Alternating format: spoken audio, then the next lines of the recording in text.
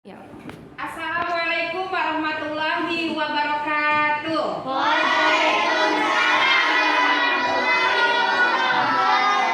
Oke, apa kabar anak-anak? Good morning. Oh iya, kita punya ciri khas salam ya, greetings ya. Good morning everybody. Good morning. Good morning everybody. How are you? I am fine. Good morning, my students. Hello, my students. Good morning, all boys and girls. Good morning, everybody. How are you? I am fine. I am good. I am great. I am wonderful. Oke, anak-anak, alhamdulillah pada kesempatan pagi kali ini bertemu lagi dengan Bu Kustini dalam mata pelajaran akidah akhlak ya. Hari ini kita masuk pada bab terakhir dan Ibu akan menanyakan kembali tentang pertemuan kita yang lalu ya, tentang kisah keteladanan Nabi Musa. Oke, Nabi Musa dilahirkan di negeri mana? Nabi Musa dilahirkan di Mesir. Iya. Ketika itu Mesir sedang di bawah kuasa atau penguasaan raja siapa? Firaun. Ya, jadi raja ketika itu yang menguasai Mesir atau berkuasa di Mesir adalah Firaun ya. Oke. Kemudian pada pagi hari ini Ibu akan melanjutkan materi tentang kisah keteladanan Nabi Musa ya. Tapi sebelumnya Ibu akan sampaikan dulu kompetensi apa yang ingin dicapai pada pembelajaran kisah keteladanan Nabi Musa ini. Yang pertama adalah kalian dapat memahami kisah keteladanan Nabi Musa alaihi salam ya. Kemudian berikutnya adalah kalian bisa mengkomunikasikan. Mengkomunikasikan maksudnya apa? Menceritakan kembali kepada teman, kepada keluarga kalian ya. Apabila ada yang bertanya, kalian bisa memberikan cerita, memberikan gambaran dari kisah keteladanan Nabi Musa alaihi salam ya. Oke, tapi sebelumnya Ibu mau lihat dulu nih kelengkapan kelasnya coba.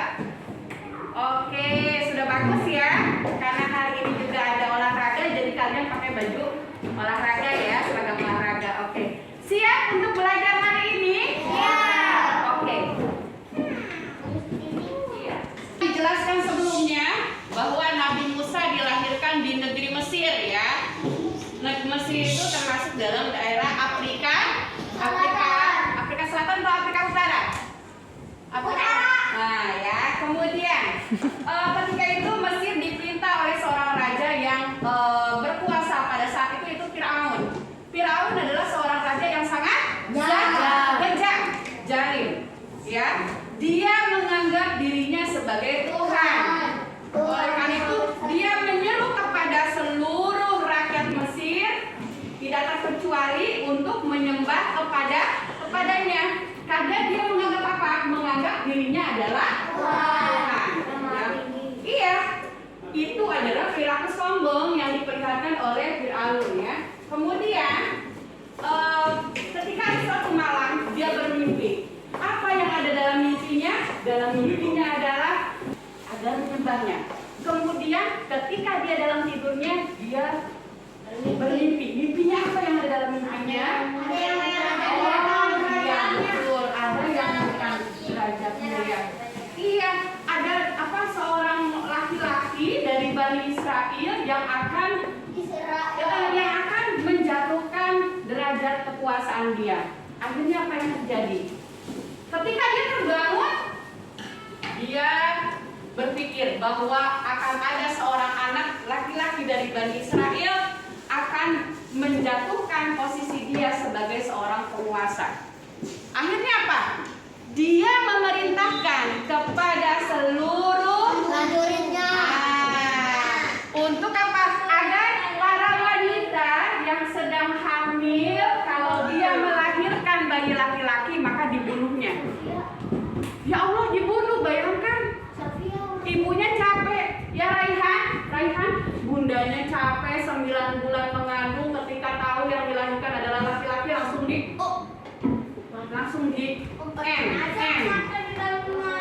Nah, akhirnya suatu ketika ada seorang ibu, ya, ibu ini melahirkan seorang anak laki-laki. Ketika dilahirkan ternyata anaknya adalah laki-laki, dia hanyutkan bayi tersebut di sungai Nil. Ya, apa nama sungainya? Ya, Sungai Nil. Sungai Nil itu adalah sebagai sungai kesuburan ya sampai sekarang. Nah, kemudian kita lanjut ya. Itu lanjut cerita, si bayi kecil ini ditemukan oleh Siti Asia. Asia itu adalah istri daripada Raja Fir'aun. Ya, itu dengan izin Allah semuanya.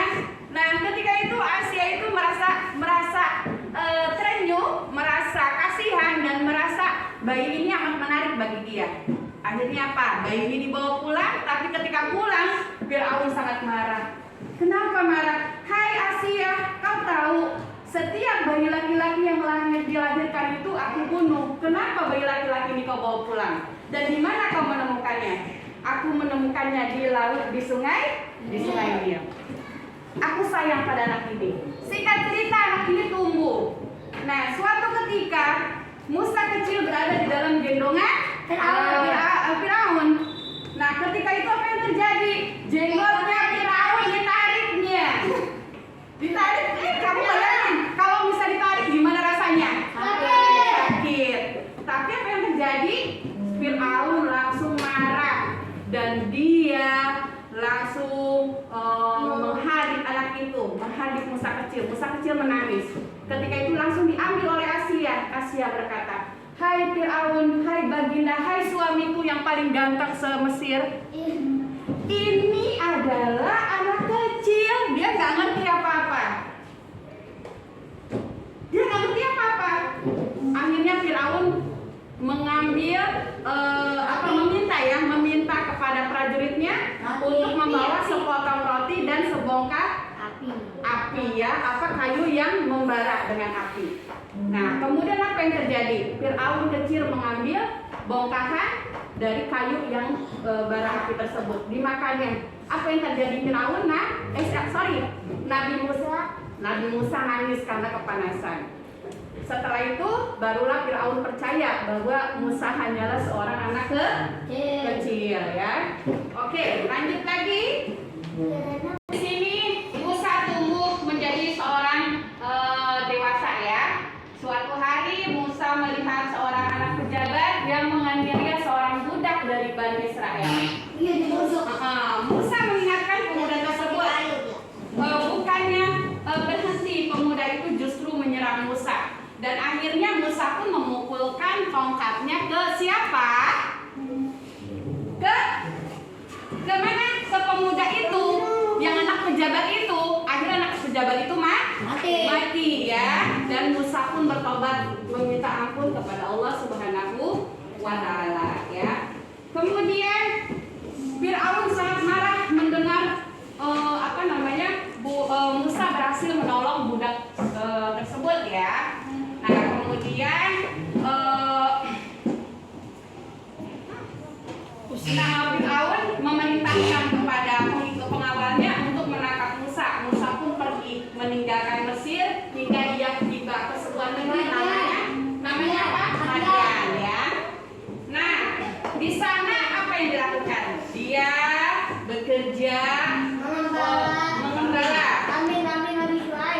Tepat sekali, dia bekerja mengembala kambing Nabi Shu'aib. Nah, karena kejujurannya, karena kepandaian, kegigihan, kesolehannya, maka Nabi Shu'aib pun menikahkan putrinya kepada Nabi Musa alaihi salam ya. Nah, suatu malam Nabi Musa menerima wahyu dari Allah Subhanahu wa Ta'ala di Bukit Sinai. Ia diperintahkan apa? Untuk menyampaikan dakwahnya kepada Fir'aun. Ya, itu ada dalam mimpinya. Maka Musa pun pergi ke Mesir ditemani Nabi Harun ya. Untuk apa? Untuk menyadarkan Fir'aun. Apakah Fir'aun sadar? Tidak.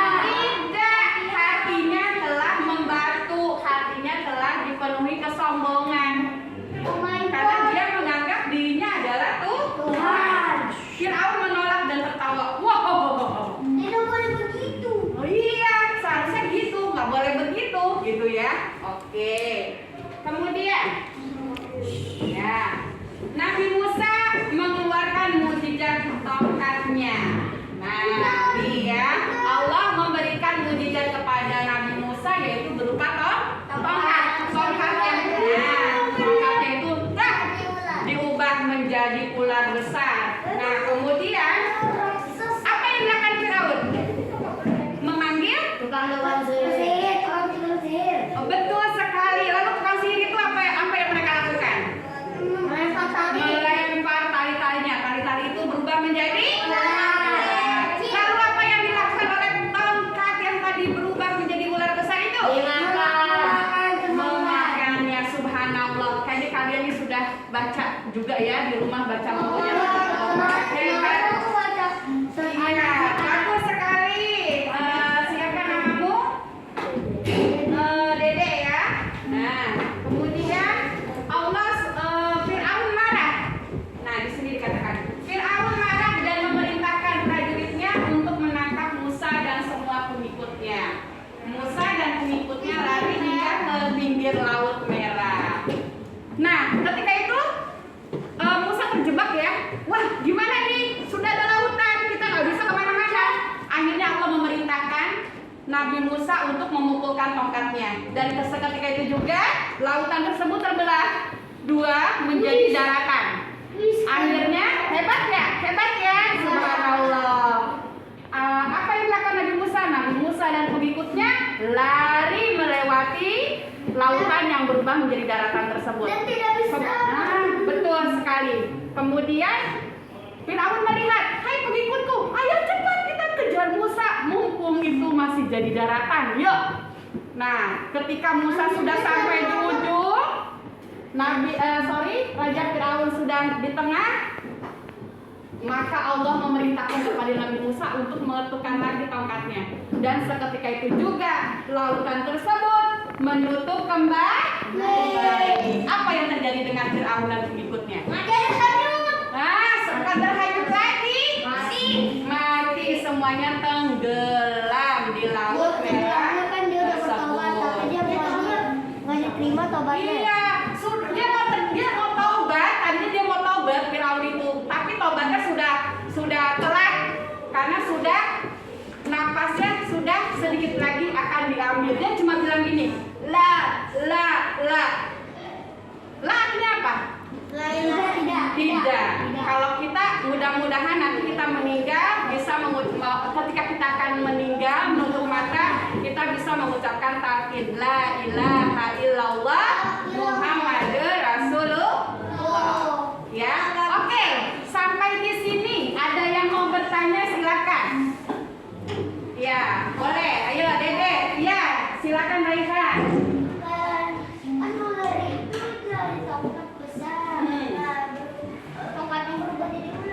Iya, terus tanyanya? Ada orang yang lempar tali, kenapa bisa talinya berubah menjadi ular? Oh, kalau Nabi Musa melemparkan tongkat besarnya itu karena izin Allah. Itu mujizat. Mujizat itu adalah kebiasaan kelebihan yang diberikan Allah kepada Nabi dan Rasulnya. Jadi tongkatnya punya Nabi Musa. Tongkatnya tongkat Nabi Musa, tapi atas pemberian dari Allah Subhanahu Wa Taala. Sedangkan tali-tali tadi adalah milik tukang sihir. Ya, tukang sihir, jadi bekerja dengan sihir. Sihir itu adalah setan ya, jin, jadi tidak bagus.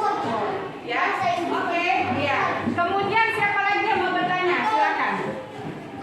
Ya, satu pertanyaan lagi silakan. Oke, Aira. Apa Aira? Oh, punya buku cerita Nabi Musa, subhanallah, baca isinya. Iya. Nabi yang kita wajib ketahui ada 25 nabi dan rasul. Wajib ya. Untuk pertemuan kali ini telah selesai. Seperti Ibu tanya lagi ya, untuk postesnya ya, Ibu tanya lagi. Nabi Musa dilahirkan di mana? Siapakah nama raja yang mengenal dirinya Tuhan? Oke. Apa yang dilakukan Nabi Musa ketika jenggotnya ditarik oleh Nabi Musa kecil? Apa yang akan Firaun? Tidak, yang akan Firaun adalah oke.